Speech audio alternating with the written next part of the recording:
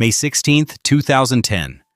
The man who gave heavy metal its most iconic symbol, the devil horns, took his final bow. But Ronnie James Dio's death wasn't just the end of a legend. It was the conclusion of the most epic battle of his career. And this time, he couldn't win. This is what really happened to the metal god himself. Ronald James Patavona wasn't supposed to become a metal legend. Born in 1942 to Italian immigrant parents, he was destined to become a pharmacist, like his father wanted. But Ronnie had a voice that would change heavy metal forever, and a determination that wouldn't quit. He started with doo-wop groups in the 1950s, slowly working his way through the rock underground. But it wasn't until Ritchie Blackmore discovered his band Elf in the early 1970s that everything changed. When Blackmore left Deep Purple to form Rainbow in 1975, he recruited Ronnie as his vocalist, and Ronald Patavona became Ronnie James Dio. Rainbow was Dio's graduate school in heavy metal. Songs like Man on the Silver Mountain and Stargazer established him as metal's premier storyteller, weaving tales of magic and dragons that transported fans to another world. But Blackmore was a control freak, and after 3 albums, Dio was ready for something bigger. In 1979, Black Sabbath was falling apart. Ozzy Osbourne had been fired due to his drug problems, and the band was desperate. They offered Dio the impossible job: replace the irreplaceable Ozzy Osbourne. Critics predicted disaster. Fans were furious. But Heaven and Hell, released in 1980, proved everyone wrong. It wasn't just successful. It was a masterpiece that revitalized Black Sabbath. Dio brought professionalism, sobriety, and a voice that could match Tony Iommi's legendary riffs. He wasn't replacing Ozzy. He was creating something entirely new. Here's what most fans don't know. It was during his Sabbath years that Dio popularized the devil horns gesture. He didn't invent it. His Italian grandmother taught it to him as the corna, used to ward off the evil eye. Dio brought it to metal stages, and suddenly every metalhead in the world was throwing horns. But creative differences with Tony Iommi were brewing.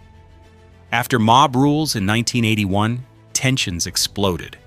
The breaking point came during the mixing of Live Evil. Dio's vocals were deliberately buried in the mix. He knew it was time to leave.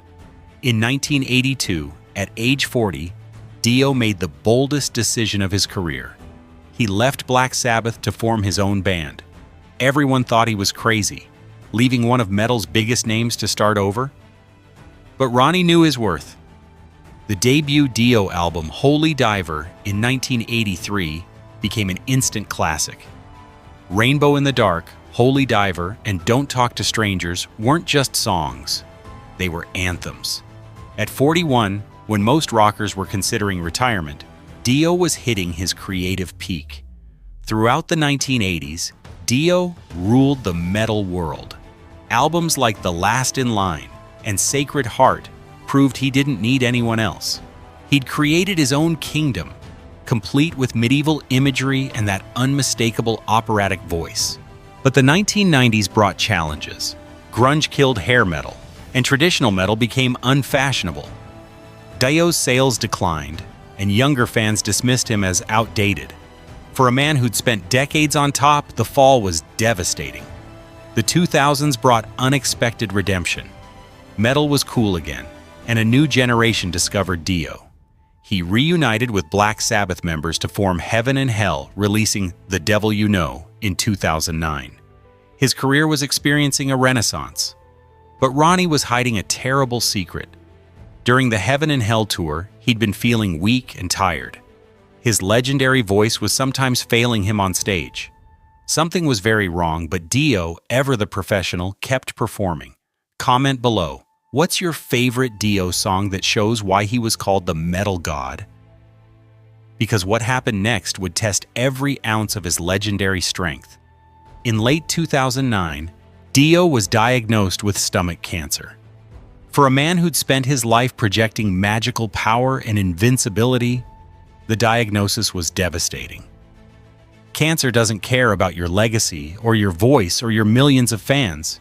Dio approached his cancer battle like everything else, with determination and dignity. He underwent aggressive chemotherapy while trying to maintain his schedule.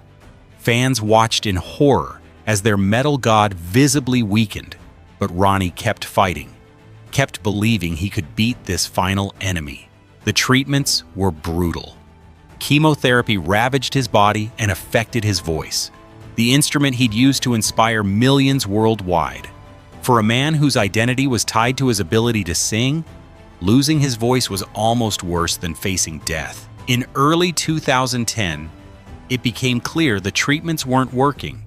The cancer had spread, and Ronnie's condition was deteriorating rapidly. But even then, he was planning new music, talking about future tours.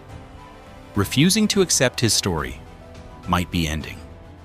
May 16, 2010, at 7:45 a.m., Ronnie James Dio lost his final battle. He died at Houston Methodist Hospital, surrounded by his wife Wendy and close friends. The man who'd sung about epic battles between good and evil had fought his own epic battle. And for once, evil had won. The metal world mourned like never before. Tributes poured in from every corner of music. Tony Iommi called him irreplaceable. Ozzy praised his professionalism. Fans gathered outside the hospital, throwing devil horns and playing his songs. But here's what made Dio's death different from other rock tragedies. There were no drugs, no alcohol, no self-destruction. This was a good man, a professional, a loving husband who'd lived with integrity. Cancer had taken someone the metal community genuinely respected. Dio's legacy is immeasurable. He proved heavy metal could be fantasy-based without being silly, powerful without being destructive. His voice inspired generations of singers. More importantly, he showed you could be a metal god while being a decent human being. Today, over a decade later, Dio's influence continues growing. The devil horns he popularized are thrown at metal shows worldwide every night. His songs are covered by countless bands.